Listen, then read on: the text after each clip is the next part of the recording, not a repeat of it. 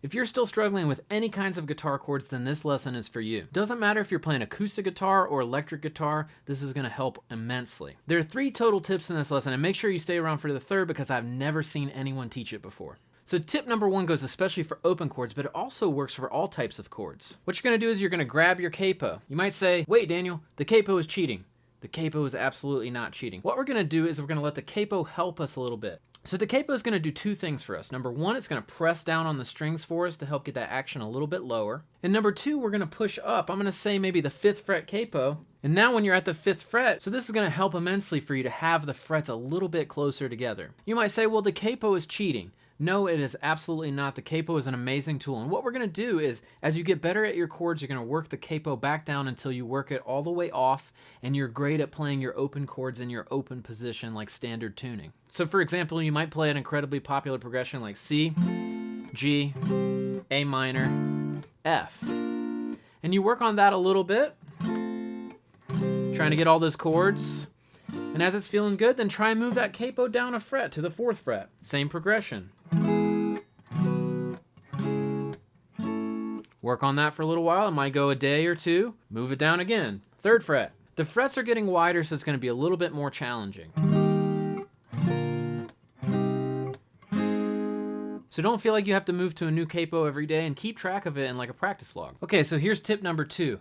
As a new guitarist or a newer guitarist, you really just need to make a lot of repetitions. So my recommendation is to put on a 1-minute timer, and any kind of chord that you're struggling with, what you want to do is you want to put that chord down. I'll just like choose randomly a C chord. Okay, so with this C chord, what I'm going to do is I'm going to place the chord down. I'm going to take my hand entirely off the guitar, and I'm going to repeat that. Chord down, hand off. Chord down, hand off. If the sound is plunky, like you can't get everything to make a sound, that's okay, don't worry about it. What this is about is getting you to make the repetition of building the chord every time. Make sure you stick around for tip 3 because it goes hand in hand with this one. So what I'm gonna do is I'm just gonna set that timer, and I'm gonna play whatever chord is challenging me for a minute. Again, it doesn't matter if it's the prettiest sound in the world. What matters is that I'm making good repetitions. I might try and notice things about what's happening. Like, is my ring finger muting the middle finger string, the D string? All right, I would do that. And then when the timer goes off, I would pick another chord that's challenging me. You know, a lot of guitar players have trouble with like B minor or their big F major bar chord, right? These are great chords, and if you chip away at them with this second tip, it will really help, and you'll be surprised at how well you're playing the chords just after, say, a few days or a week or a couple weeks. They'll be so much better.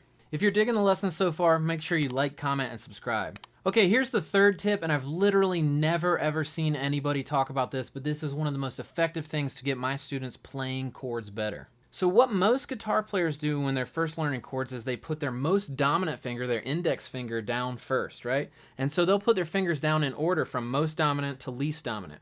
Index, then middle, then ring, then pinky, or if you prefer numbers, 1, 2, 3, and 4. The problem with this is that when you're strumming chords in the right hand, the first strum is typically always a down strum. So what that means is, like say on a C chord, for example, if I put my fingers down in order from most dominant finger to least dominant finger, I'm going the B string, then the D string, and then the A string.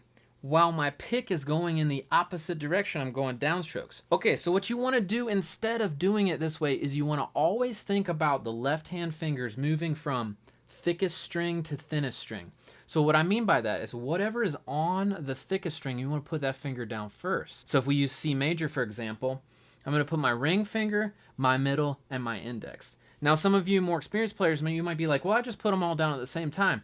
Well, if you get in the habit of putting your fingers down from thickest to thinnest, then as you get better and better, or as you're picking up different chords, you'll have that habit and you'll be able to make the chord changes much faster and much better. So to summarize, whatever chord you're putting down, make sure you put the fingers down from thickest to thinnest. So you'll typically put the bass note down first. So say for a G chord, I'll put middle, index, I've got open, open, and then ring, pinky. Or a B minor, I'll put index, and then I'll put the other fingers down, and then I'll lay down the bar. You won't believe how amazingly effective this is at making your chord changes sound so much better. All right, thank you so much for watching this video. I hope you enjoyed it. Make sure you like, comment, and subscribe, and I'll see you soon for more guitar lessons.